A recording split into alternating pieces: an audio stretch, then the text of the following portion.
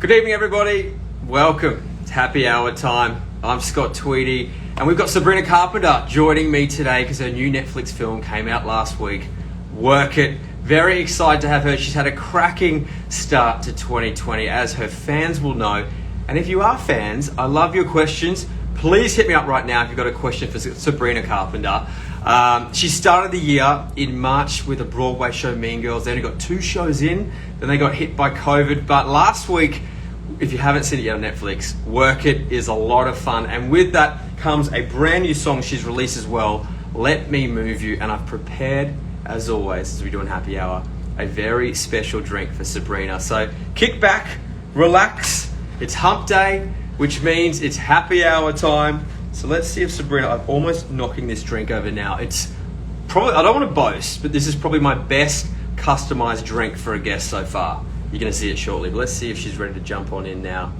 I hope everyone's having a great day so far. So we're going to Sabrina, come on in. It's saying right now she's unable to join, but she should be able to join in a second. Welcome to Happy Hour, everybody. This is going to be a lot of fun. I've got some great things lined up today. I hope you're all having a great Wednesday. Sabrina, it is saying unable to join, so maybe if you jump out, jump back in, that would be incredible for me. 2020 has been a big year for her. I can't wait to see what she's been up to. Let Me Move You is the single. It's out right now. If you haven't heard it, Let Me Move You will get you moving. It's got me moving so far. All right, I can see you saying hello, Sabrina, but when I'm saying join, it's saying, here we go. We're going to be good to go now. Sabrina Carpenter is about to join us on Happy Hour on this glorious Wednesday afternoon. Hello! It worked. It worked! I saw you there, and then sometimes it doesn't let you in, and then it decided to let you in. Bro, I did an Instagram live the other day, and I give everyone credit for the rest of my life. I don't think I knew the talent that it required.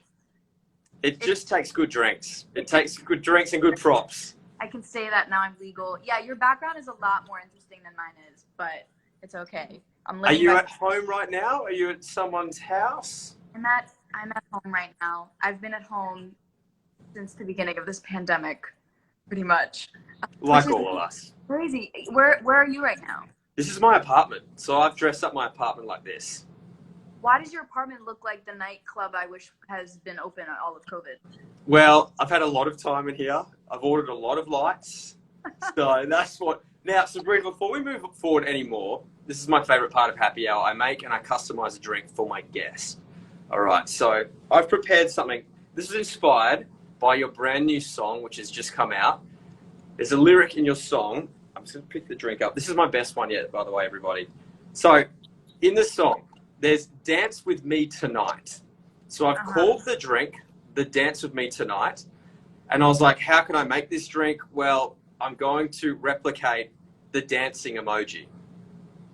So 1, 2, 3, Dance With Me Tonight. This is the drink I prepared. A person. That's insane. It's a sparkling pomegranate mimosa. Shit, can I say that? Yeah. That's literally looks so delicious. It took a long time to make, to be honest. Is it tastes good though, or it just looks nice? Like, tastes great. I'm not even pretending. Cheers, and welcome to Happy Hour. What have you got there? Espresso. It's not quite alcohol, but honestly, I turned 21 during quarantine, so I learned my limit for alcohol pretty quickly, which is why at 5 p.m. I'm still drinking coffee. I'm not quite into my cocktails yet. I'm a coffee lover as well. Good. I have coffee before bed sometimes, which people think is weird. Hey, how's your week been? How's last week been? Because Work It. Wow. Released on Netflix. The PowerPoint is so impressive. I love it. Yeah, it did. I'm so excited. I filmed this a year ago last summer in Toronto, and never expected that we would be releasing it during a time where like people need now more than ever. And it's been really fun to see the reaction. Like more than anything, just get to like reunite with my cast every day and get to like relive that experience. It's been really fun. What I'm loving, I've read a lot of reviews about it. Of course, I've seen the film too. But Chicago Times said they loved it so much because everyone in it's so talented and so likable. And that's actually consistent with all the reviews, what people are saying about the film. Why do you think everyone loves the four of you so much? They must not. They do. They know that we're very.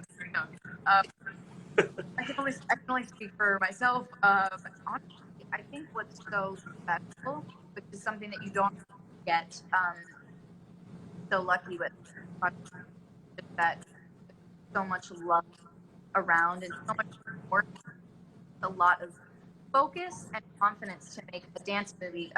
Being comfortable with your body such a is such an interesting thing to do in front of people that are working with that, and I think that trust and support was just constantly there every day. And I know that I felt that from my castmates. Obviously Liza, Keenan, and Jordan, but like the entire cast and crew was also very, very supportive of cheering everybody on and giving that energy to be able to like do 100 takes of those that were really intense. So yeah, I mean, I love them so much. They're literally like, that makes me really happy that people have seen what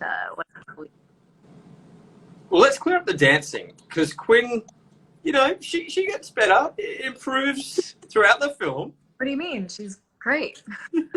She's awesome. She's an amazing dancer. But you personally, can we clear up your dance history? Because there was a period there where you were dancing, then you decided to stop. How did that help you with the film? I didn't necessarily decide. It was more like the world decided for me that wasn't what I was meant to be doing at the time, and so much priority in my life. But the thing that I've always loved about dance is like for me, it doesn't matter when it comes out of my life. I've always enjoyed it, and it's always meant so much to me whenever I do get to do it, whether that be on tour or in different projects. And Work It was one of the projects that I knew was so centered around it. And I hadn't really danced that hard. So it definitely felt like boot camp. I definitely was more sore than I should have been for my age. But it was amazing, and it was so inspiring to work with so many incredible dancers and our choreographers that were like, they astounded me every single day, and I learned so much, even being, the one in the movie that couldn't dance. I learned a lot about that and how hard that is and how challenging it is to not have rhythm. Oh, speaking of Liza Koshy, she's my stalker. She's here, so big shout out to Liza. Love her moves. She's okay. And can we also say Jordan made Australia proud as well, his dance moves. Jordan made Australia proud, and Keenan, your local Australia, made Australia proud. And the one thing I feel like would have helped if I had on set were Tim Tams. That would have been really helpful. We didn't have those in Canada. You were speaking I should have made a Tim Tam drink. I had have known. Tim Tam, like martini. Can we start this again? Give me 5 minutes. A Tim Tam martini. Like, also say that 5 times fast. You start. No, I won't do it. But like in the future, another time. What's amazing, you're an executive producer on this film. Does that mean you had a period there of binge watching every dance film ever? Oh, yeah. I mean, I still, regardless of doing this movie or not, like have to watch every dance movie ever made because there's something about them. It puts you in such a good mood, and it puts you. It's really fun to feel like life is a music video, and I can personally say that as that makes them. But like when you kind of bring that energy into every aspect of life, it's a really, really fun thing. Oh, absolutely. And then you saw the film and decided we should make a song to go with the film. I did. How was that process? Inspired by it. Which that's all I wanted from the song, was to inspire someone to make a drink. No, it was really, really cool because I basically watched the film for the first time, and we didn't have an end credits song at that point, but the end credits were basically a compilation of all of the different characters in the movie dancing and freestyling, either on set or in between takes. And it's such a beautiful, like, way to like recap and celebrate the film we just watched. So I went into the studio. Let me move you. Go. I forgot. I almost forgot the graphic then, but we've got the graphic. Yeah, so then I went in the studio with Stargate, friends of mine, and Steph Jones, and we wrote "Let Me Move." I wrote a few other songs as options, but I basically had a week to get the song in the film before it had to be sent in, and it worked perfectly. And I've been so grateful for like the support from everyone involved in the movie and Netflix. It's like not things don't always work out that perfectly, especially when you don't have a lot of time to do it, and I've been really, really overwhelmed with. But what a celebration at the end of a project to then be able to make a song. And you made 4 songs and go, which one do you want? Yeah. Choose the one you like. Yeah, again, and I think that was such an exhilarating part of getting to be hands-on in this process more than anything I've ever gotten part of. And maybe that's also probably why I love it so much, and I'm impartial, but it's just like I have so much love for the people that made this film, and the passion and like dedication and attention to detail that went into it. And that's been really fun to see like all the fans like favorite parts and like little things that we hope that they notice throughout the film and like little secrets. It's been very cute. Well, speaking of your fans, a lot of them are here right now watching. A lot of them send us questions throughout the day for you. So fans, thank you so much for all the questions. We want to jump to them quickly now. I've got a little thing over here where I can read them out for you. Sliding into our DMs, there was a lot. Okay. So the first one I want to read out is from Zared Kemmer. Now, the question is, what are some upcoming projects that you can talk about? Work It on Netflix. And I have a now in a few months called Clouds, which is a story and project for all part. I don't want to get in trouble with like saying too much, so that's all I'm gonna say. Look out for Clouds. Look out for music. I know whenever I say that, but when, and I can't say exactly when right now, but yeah, it's been so interesting because I didn't really expect to have a quarantine. I said this before I got on. Thanks for the shout out. But I obviously was about to leave before the Broadway shut down, universe shut down. So everything is kind of like turned. Yeah. Interesting because it really coincides with the theme of the movie Work It, and the message of what my character goes through, how she thinks that she has it all planned out, and then life goes in a completely different direction. And that's kind of how it's been me and I'm sure everybody else. So I'm excited for everyone to see what's come out of this because it's provided a lot of interesting inspiration and just like art that I didn't expect to create from this time. Okay, next question. Okay, this one comes from Jordan Casey. If you could be in another Broadway show, which one would you choose, and why would it be what would be a dream role? Wow. Oh, that's a great question. And a lot of people are asking about this. That is a really, really great question. I mean, Hairspray for me is a longtime favorite. I don't know what my dream role would be in the show, but I love Hairspray in general. I also like Eliza in Hamilton is an incredible role that I love. I'm just a huge fan in general. Oh, there's honestly so many. It's so funny too because like I grew up seeing different shows and never necessarily saw myself in a particular role, which is why I'm always interested in maybe down the road to do an original musical. But I got lucky. I got super lucky with Mean Girls that at the time that they were looking for a different perspective and take on taking that. It worked out. I would have never been like, oh, I can play Heron for some reason. And then when it came into my life, I was like, oh my gosh, that's a dream role. So it worked out really well. I'm very happy about that. But you guys rehearsed for so long to then only do 2 shows. Do you think you're ever going to go back? And is the set still sitting there? Like, does anyone know answers? Do we have answers? Does Broadway have answers for Broadway League if you're watching? No, honestly, it's every show is suffering right now. So obviously we hope that our show comes back strong. and I can play a third show at least. But no, I mean we don't have answers right now. That's the beauty. I know, and I'm in New York City, so it's just down the road. I wish I could see it. This next one's a good one. This next one's a great one. This is from Just Say in T. Oh. This question goes like this. How did it feel playing Jordan's love interest, seeing as though you've known him forever? It's such an interesting question that we've both gotten. You know,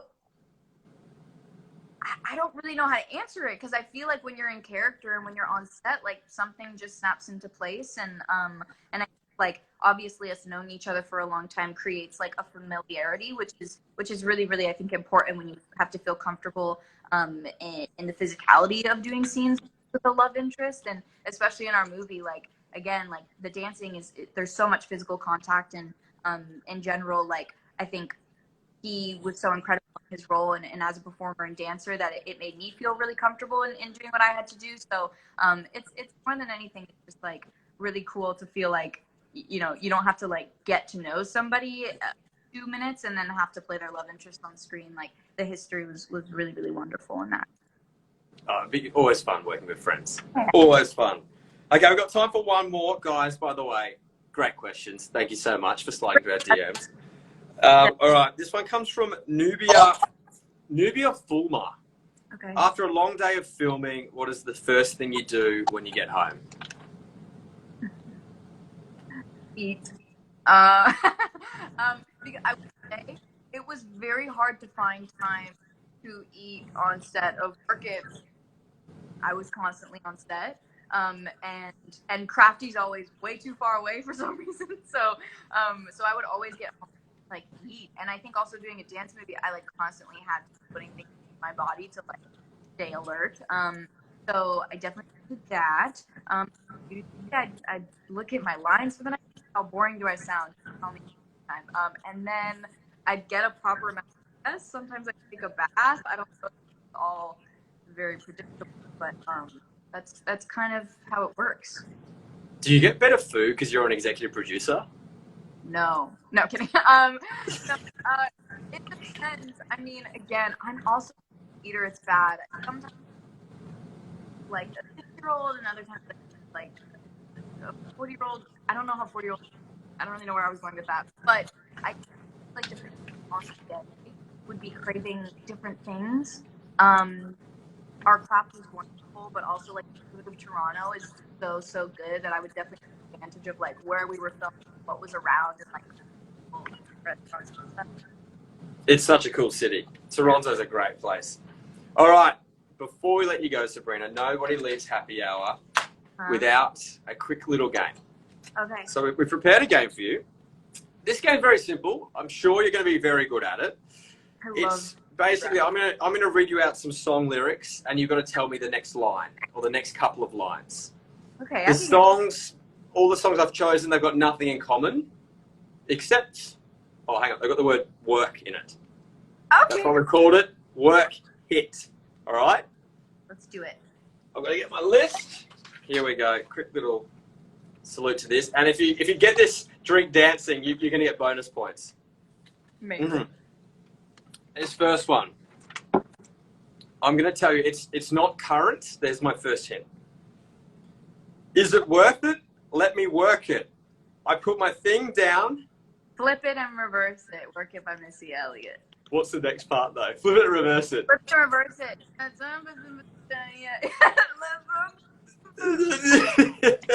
I think my entire life I never realized that was just gibberish. It was reverse. It's in reverse, I know, because anytime you listen to it, you're just like, and everyone's bopping along. I know it, and like my whole life I was like, yeah, I know it, and then I read the lyrics and I was like, understood. 1 from 1. Sabrina, on fire so far. Okay, this next one.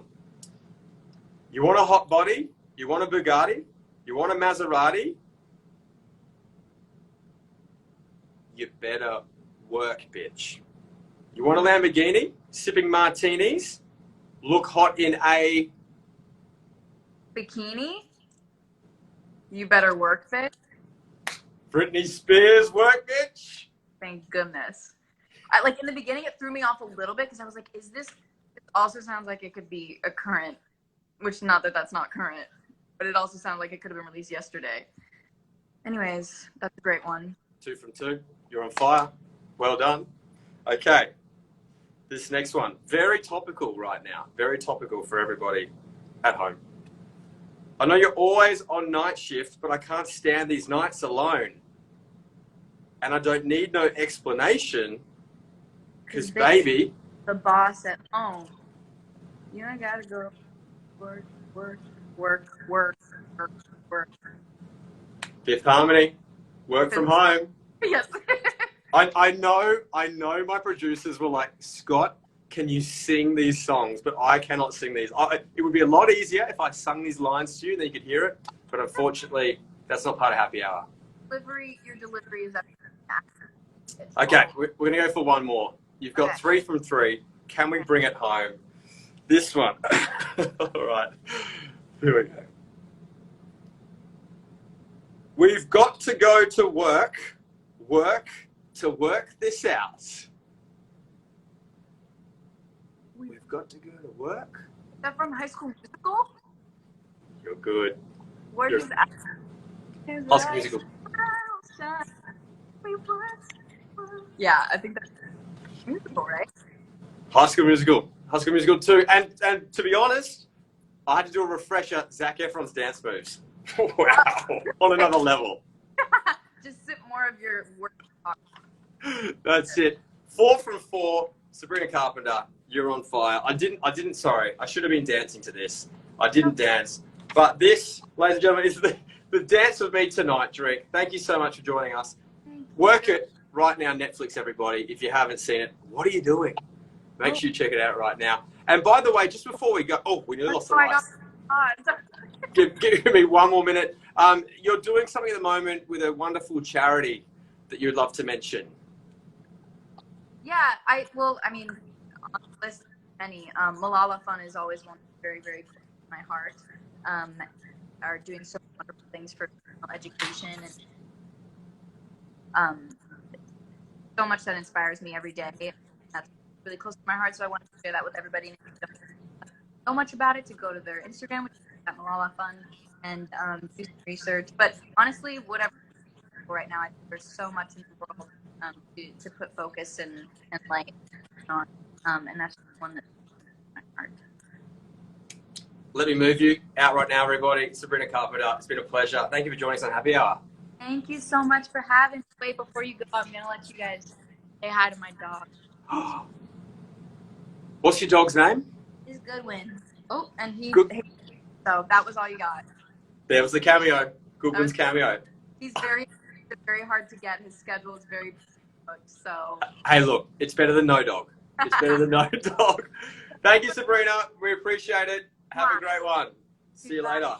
See ya.